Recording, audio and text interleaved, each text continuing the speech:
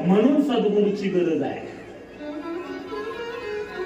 आणि कृष्णाच्या लक्षात आलं आणि त्या कृष्णानं त्या अर्जुनाला दाखवायचं होतं ते दाखवलं. आणि म्हणतात अर्जुना, जर हा बरोबरीक इथं राहिला कौरव हारायला लागले तर हा बाण सोडून तुम्हाला हरावं लागेल. मग काय करावं देवा?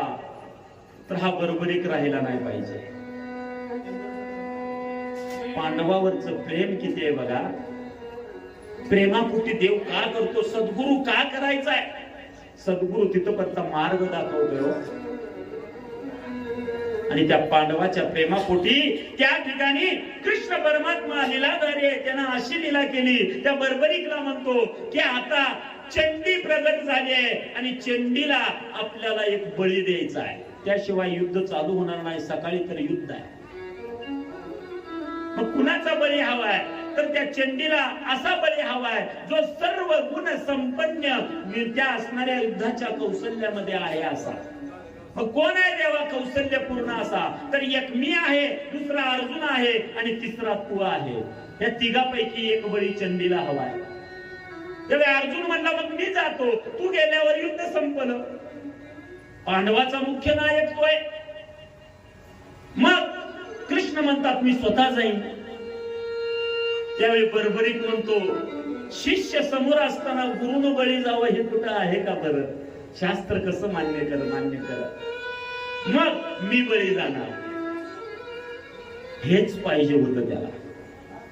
आणि त्या बरोबरीकनं कृष्णानं सांगितलं बघ नक्की, हा नक्की घ्या माझं मुंडकं.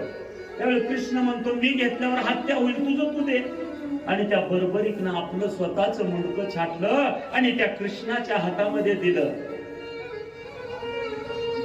आणि पुढं असं झालं ते धड खाली पडलं. मुंडकं कृष्णाच्या हातामध्ये आहे. पुढचा विद्येय पांडवाचा निश्चित केला आणि तो बरोबरीक ते मुंडकच फक्त आहे.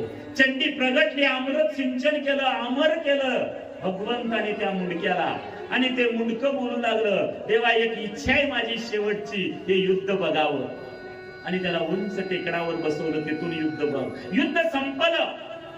आणि युद्ध संपल्यानंतर पुढं असं झालं त्या मुंडक्यानं ते युद्ध बघितलं बरोबरीकनं. आणि त्यावेळी युद्ध बघितल्यावर पुन्हा युद्ध जिंकलं पांडवांनी, विजय मिळाला.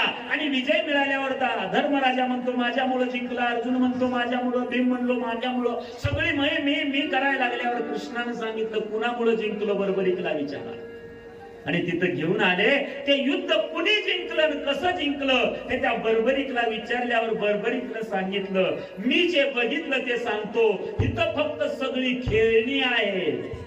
एकच लढत होता आणि एकच जिंकत होता, तो म्हणजे कृष्ण आहे. मला काय सांगायचं देणार की आपण सगळे खेळणे आहोत. जसं आपलं प्रतिबिंब आपण आरशामध्ये बघतो तसं आपलं सगळे म्हणून आपण आरशा आहोत त्याचे. तो रोज आपल्यामध्ये आपलं प्रतिबिंब जगाचा मालक बघत असतो आणि त्यानुसार कृत्य करत असतो. आपल्याला तो खेळवतो आणि त्याचं कर्म करून घेतो. आणि पुढं असं झालं त्या बरोबरीनं सांगितलं लढताना बी मला कृष्णच दिसत होता आणि हारताना बी कृष्णच दिसत होता. तुम्ही कोणच दिसलं नाही. युद्ध कृष्णामुळे जिंकलं. सगळ्यांचा अभिमान सुरू झाला. आणि त्यावेळी बरोबरीकला कृष्ण म्हणतात तू जे कार्य केलं आपल्या बापासाठी, स्वतःचा बळी तू दिला, बापाला जिंकण्यासाठी तू आपला बळी दिला, मी तुला अमर करतो. आणि त्या मुंडक्याला अमर केलं भगवंतानी. आणि सांगितलं देवा मी थांबावं कुठं? तर राजस्थान मध्ये एक ठिकाण दिलं, त्या गावाचं नाव आहे खाटू.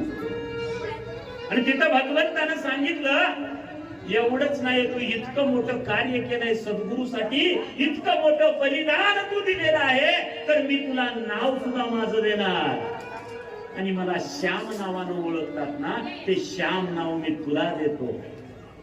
आणि त्या बरोबरीचं नाव बदललं, श्याम झालं. आणि त्या खाटूच्या ठिकाणी तिथं थांबवलं आणि सांगितलं कलियुगामध्ये माझं अपुरं राहिलेलं कार्य तू पूर्ण करशील आणि तू राहिलेलं ठिकाण म्हणजे खाटू आणि माझ्या नावानं तिथं राहशील म्हणजे तुला खाटू श्याम नावानं जग ओळखेल आणि हरे का सहारा खाटू श्याम हमारा प्रत्येक जण म्हणेल आणि प्रत्येकाच्या जीवनामध्ये कलियुगामध्ये तू सद्गुरूचा प्रसाद म्हणून त्या ठिकाणी जीवनाचं सोनं करशील असा आशीर्वाद दिला. कधीही तुम्ही खाटू श्याम तीर्थयात्रेला गेला ना, हरे का सहारा खाटू श्याम हा हमारा असं उच्चारलं जातं. कारण जो हारणार आहे त्याच्या बाजूने तो उभा राहतो. तुम्हाला वाटतं जीवनामध्ये आपण हारायला लागलोय, यश नाहीये, प्राप्ती नाहीये, सुख नाहीये, सौख नाहीये, खाटू श्यामला जावा, जीवनातले सगळे अडचणी संपतील. तुकोबराय सांगता हे सद्गुरु मार्ग दाखवतात आणि म्हणून सद्गुरूला शरण जायचं.